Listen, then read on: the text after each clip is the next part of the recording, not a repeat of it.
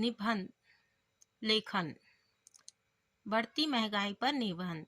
इससे पहले चैनल पर आप नए हैं तो चैनल को सब्सक्राइब कर ले ताकि आने वाली वीडियो आप तक पहुंचे, और वीडियो अच्छी लगे तो लाइक और सब्सक्राइब कर ले। बढ़ती महंगाई।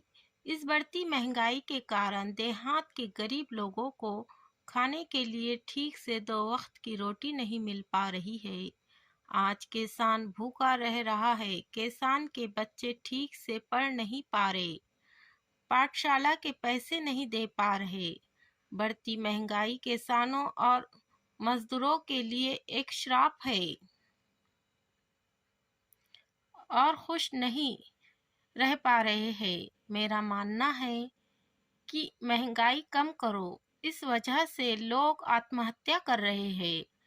बढ़ती महंगाई से लोगों की जान जा रही है।